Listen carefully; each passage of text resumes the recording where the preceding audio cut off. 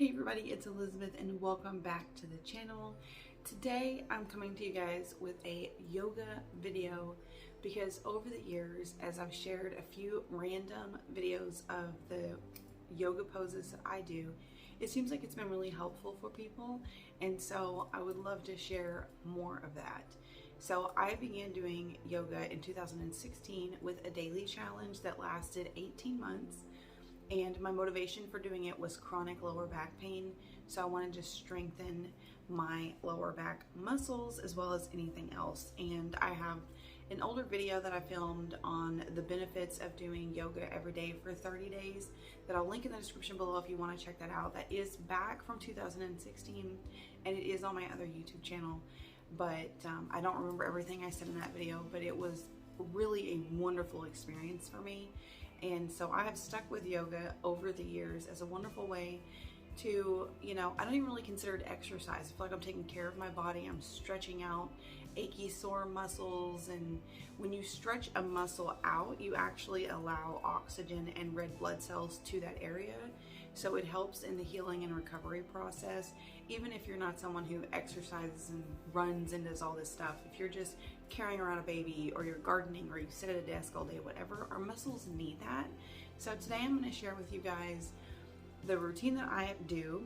And one thing that I want to mention that is really, really important for not injuring yourself. A lot of people tend to re-injure themselves when they first start doing yoga because they don't know when to stop, where to stop. Okay, so basically you see a pose, which you can look online, you can look up a ton of different poses just like in picture form and create your own routine, which is what I did. And you basically just attempt to get into that pose. But if you can't fully, that's okay, because if you stick with it, you'll notice that you can do it more or easier or stretch further or whatever. And that progress is really rewarding and you'll notice it as you go along. So when you first start, if you can't do the full position, don't. Attempt it, but when you get to a point where you feel a pulling and a tightness, but it starts to hurt, stop. Pulling is good a little bit, but a lot you're going to injure yourself, and so just keep that in mind. And one thing I want to mention too that you could do with this video, because I'm not going to do like just my entire routine, is that you could just pause the video when I'm in a pose and do a screenshot and save pictures of the poses just to look back and refer to. I don't follow any sort of video. I just do my own pose. I usually turn on some meditation music or something when I'm doing it. I close my eyes. And the thing is it's just, 10 or so poses, and your yoga routine can be however long you want it to be. If you want to hold that pose for 30 seconds, it can be a quick routine. If you want to hold that pose for 2 minutes, then it can be a 20-minute routine. So you can adapt it and make it however long or short you want, or if a certain pose someday is bothering you, you can do it really briefly or skip that one or whatever. And it's just so fluid and adaptable, and I really love that. So let's get into it. I like to start my yoga routine like this because stretching out these muscles is just somewhere that I tend to carry a lot of tension because I have a desk job. I'm at a desk a lot. So the thing is you just do your legs however far apart you can do them. If they're more like this, who cares? Everyone starts somewhere. So I'll do this for a few minutes. I try to have my spine as straight as possible because, again, I'm usually listening to meditation music, so I'm also doing deep breaths in and then deep exhales out, and having your spine straight helps with that. It also helps with moving into the next pose. So then from here, come over here, and this hand you can't see, I'm holding onto my foot and I'm stretching, and that pulls a stretch here, but we also feel it here in our back because we have our arm brought up and over and around. And then you hold that for however long. I do this one, and this one I can only go this far right now because it pulls right here and I have a muscle injury. But normally I would go all the way over as far as I can, but I'm trying to allow that muscle time to heal. So after that, then you come back to center, and then you're gonna go forward as far as you can.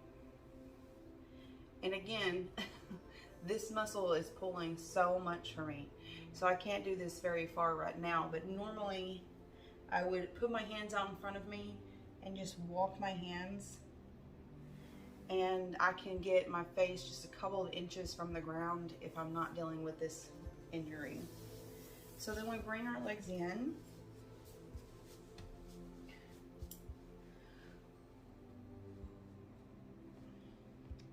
Okay, so to get in this pose, and depending on the kind of floor you're sitting on, your butt might want to slide back, but you're basically just gonna bring your feet together as best as you can, because once they're together, they actually want to be together.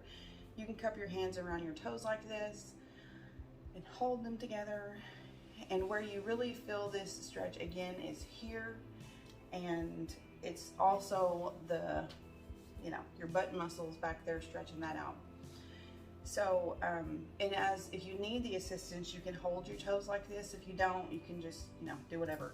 But I usually hold on to them, and then I just pull myself down. And you can feel this pulling in your hip flexors, which are those muscles on the outside of your hips here. You can feel it in your lower back. This is a great lower back stretch because it's really isolating those lower back muscles. And I honestly feel it more in my back than I do my thighs in any way. And you just come down however far you can and hold that pose. Okay, so this next one that I do is you're gonna have this foot here. It's kind of confusing to get into at first. Your left foot facing behind, right foot over facing to the side.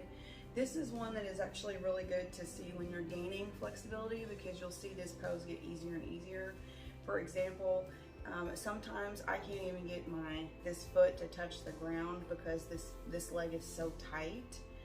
Okay, so we get in this position, and the pose is to actually put your hand here and turn this way.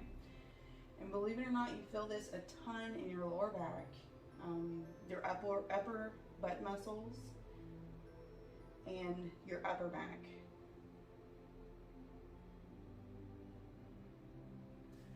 And then you're gonna switch and do the opposite.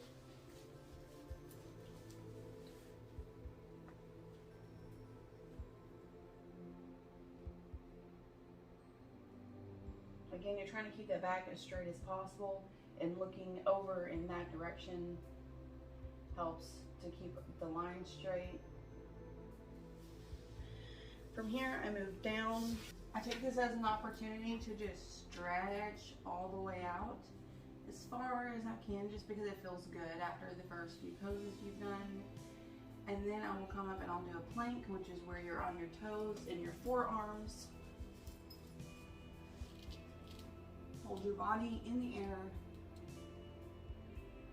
Pull your stomach in and just hold it as long as you can. And from here, put my body down. I put my feet so that they are flat on the ground. And then I put my hands on my mat here just in front of me. See how they're bent at 90 degrees. And from here, I push up. And when you push up like this, it's going to really isolate that lower back muscle. And a lot of us have a tendency to have our butt muscles flexed, and if you do that, you're going to injure yourself. So you really need to be intuitive about coming up and making sure that butt muscle is relaxed, and hold this just as long as you can. And then we're going to lean forward. This is when I go into an upright pose.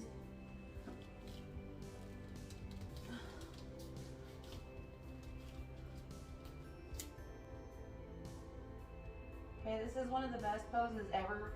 It's pulling your calves, it's pulling your thighs, everything. It feels really good on your feet, especially if you are a person who works at a desk all the time. And you're just gonna lean back a bit. As you lean back, you'll feel that burn even more in the thighs and the back of your thighs, your calf muscles, your ankles, and just hold that as long as you want. This is actually my favorite pose. And I believe it was helping to redefine my upper back muscles as well, back whenever I did this all the time. From here, walk myself up.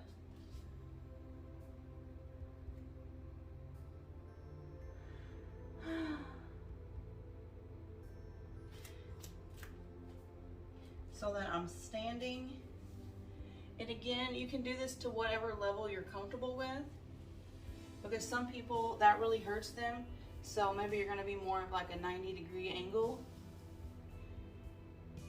But the further I go down, the more I feel this in my lower back and my hip flexors in here, which is what I like. So then we're just holding this stretch. If you're in this pose and you suck your stomach in, you'll notice how your lower back muscles will cinch up. The reason for that is because of that belt muscle that goes around your lower stomach and your lower back, and it wraps all the way around your body. So if you have lower back problems, you usually also need to strengthen your core.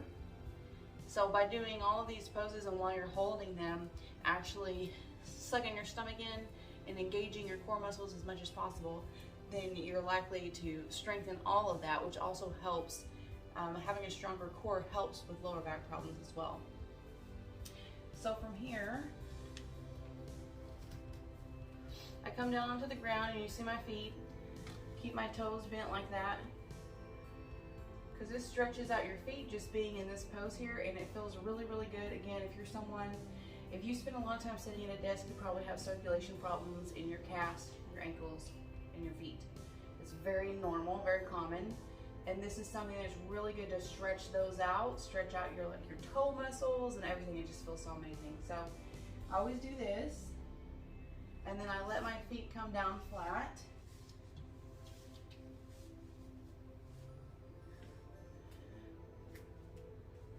And then the last couple of poses that I do, you're on all fours, okay? So you're gonna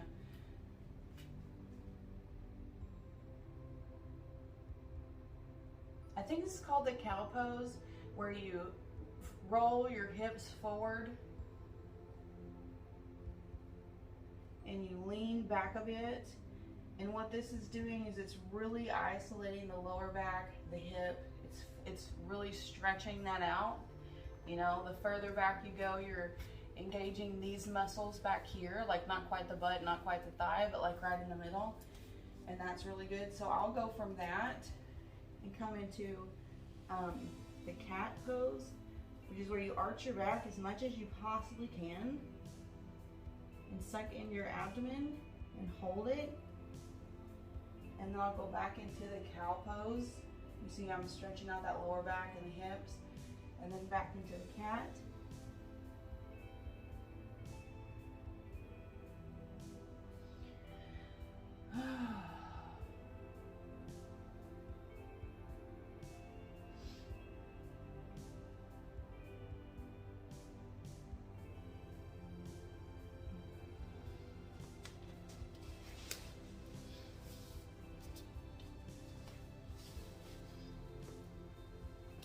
And then I'm done. And so usually for me, what I do is I will set in this position, and I will set just like this and meditate or pray for anywhere from 10 to 20 minutes. I like to do a gratitude prayer because it's a great way to start a day, just to think of all the things you're thankful for. And then I'm done. So it's almost like this is kind of like my cool down, because some of you will notice that when you try to do things like this, that you're gonna get winded and breathless, and you know, your stuff might hurt and you might get just whatever. So it's not really a cardio exercise, but if you're putting your body through some paces you've never been before, you could be winded and stuff. So then just to take a moment to just kind of like set and literally bring down your heart rate, bring down your blood pressure, anything that is elevated. Take 3 or 5 or 10 huge deep breaths and just, you know, kind of come back to center. It's amazing how much taking deep breath will help you and completely change your overall body, your feelings, your stress, your blood pressure, everything. So I breathe in through my nose and out through my mouth. I usually hold it for a few seconds. So I'll show you just in case it's something you've never done before.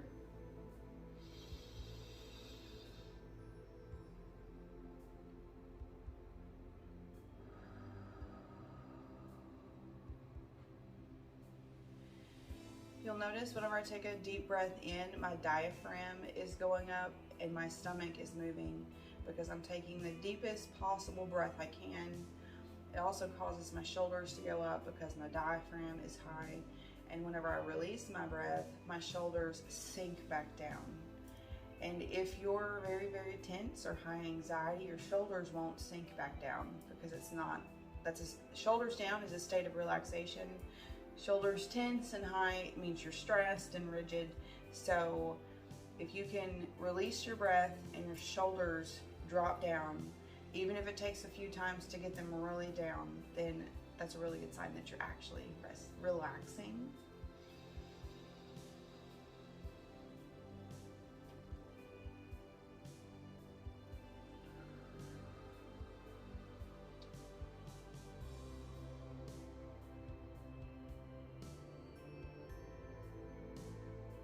Yay, so peaceful.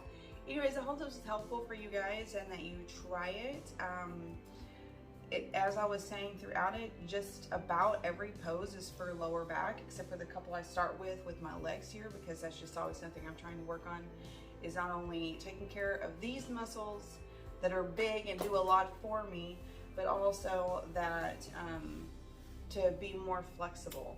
So, and that's the thing, is if you want to learn how to do the splits, you can. You just start where you start, work your way out, and stretch out those muscles. And you know, if you did this routine every day for like 30 days, you could probably be doing the splits depending on the shape of your body, your consistency, and making sure you stay well hydrated and sleep enough, because honestly, we need to be doing that to take care of our body anyways. So anyways, I hope you guys give it a try. If you have any questions for me, drop them in the comments below. And why not subscribe so you can see whenever I post more videos. I will have some other yoga videos coming in the future, just, you know, not a ton. This is like my basic routine I've done for years, but I like to share some more tips and tricks as I come up with them, and I hope you have a wonderful day.